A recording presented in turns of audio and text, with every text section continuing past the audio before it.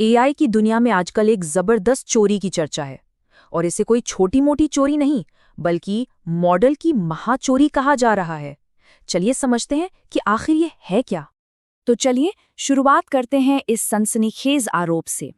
Council on foreign relations के Chris मैगायर का कहना है कि चीन हमारे सबसे बेहतरीन एआई मॉडल्स की असल जान यानी उनके वेट्स चुरा रहा है। जरा सोचिए, वो इसे दुनिया की सबसे कीमती संपत्तियों में से एक बता रहे हैं। और ये सिर्फ किसी एक इंसान की राय नहीं है।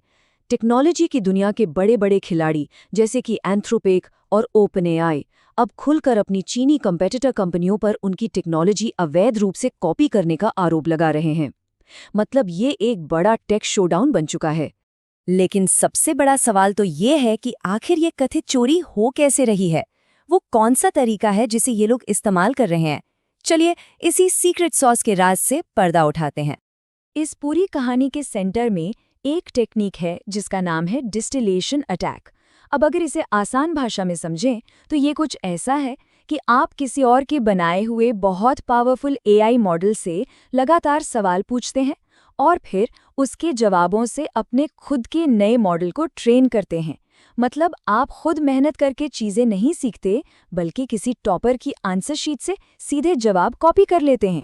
यहाँ देखिए दो बिल्कुल अलग रास्ते।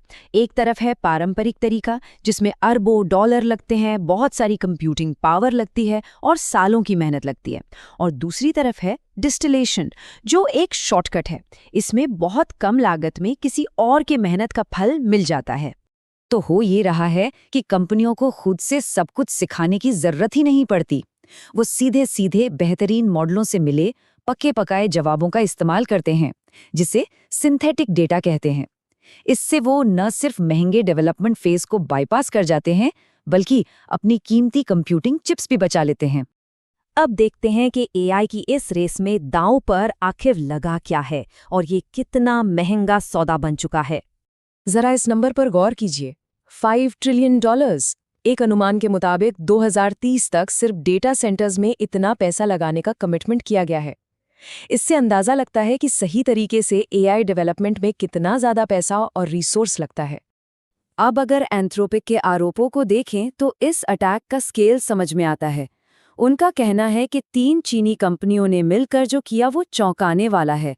उन्होंने बनाए पूरे 24,000 फर्जी अकाउंट्स। जी हाँ, आपने सही सुना, 24,000। और इन अकाउंट्स का इस्तेमाल एक बहुत बड़े मकसद के लिए किया गया था। और इन अकाउंट्स का इस्तेमाल करके उनके मॉडल से 16 मिलियन से भी ज़्यादा बार, यानी 1,60,00,000 से भी ज़्यादा बार बातचीत की गई, ताकि बड़े पैमाने पर उनका डेटा चुराया जा सके। और इस सब का नतीजा क्या निकला? मार्केट पर सीधा असर। खास तौर पर चीन की कंपनी डीपसीक के R1 मॉडल के आने के बाद एआई की दुनिया में पावर का बैलेंस हिलता हुआ नजर आ रहा है। ये चार्ट इस बदलाव को बिल्कुल साफ दिखाता है। MIT की रिसर्च के मुताबिक ओपन मॉडल मार्केट में चीन की हिस्सेदारी, जो यहाँ नीले रंग में है, अचानक से बढ़ी है और उसने अमेरिका को भी पीछे छोड़ दिया है। लेकिन यह मामला इतना सीधा भी नहीं है। यहाँ आरोप हैं तो उनके जवाब में दलीलें भी दी जा रही हैं। चलिए इस आरोप प्रत्यारोप के खेल पर भी एक नज़र डालते हैं। अच्छा, इन गतिविधियों को पकड़ना बहुत मुश्किल है। क्यों? क्योंकि इसे करने वाले बहुत ही चालाक तरीकों का इस्तेमाल करते हैं। वो अपने ऑनलाइन ट्रैफिक को अलग अलग देशों से घुमा कर लाते हैं, काम को हजारों छोटे छोटे अकाउंट्स में बांट देते हैं। इससे ये पता लगाना लगभग नामुमकिन हो जाता है कि इसके पीछे असली ग्राहक कौन है। वहीं दूसरी तरफ से भी एक मजबूत तर्क आ रहा है। कुछ चीनी रिसर्चर्स का कहना है कि अमेरिकी लैब्स का अब कॉपी करने की शिकायत करना एक तरह का दोगलापन है, क्योंकि उन्होंने खुद भी तो अपने मॉडल को इंटरनेट पर मौजूद दूसरों के कॉपीराइट वाले डेटा पर ही ट्रेन किया है। तो अब सवाल ये उठता है कि आगे क्या होगा।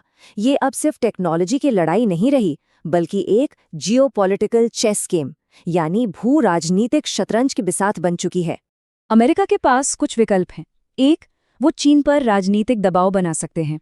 दूसरा, वो नियमों को और सख्त कर सकते हैं, जैसे कि ऐसी कंपनियों को अमेरिकी क्लाउड सेवाओं से बैन करना या फिर चिप एक्सपोर्ट पर और भी कड़े प्रतिबंध लगाना। और यहीं आकर हम एक बहुत बड़े सवाल पर रुक जाते हैं। एआई में टॉप पर रहने की इस होड़ में कंपटीशन और चोरी के बीच की वो पतली सी लाइन आखिर कहाँ खींची जानी चाहिए, इस पर सोचने की जरूरत है।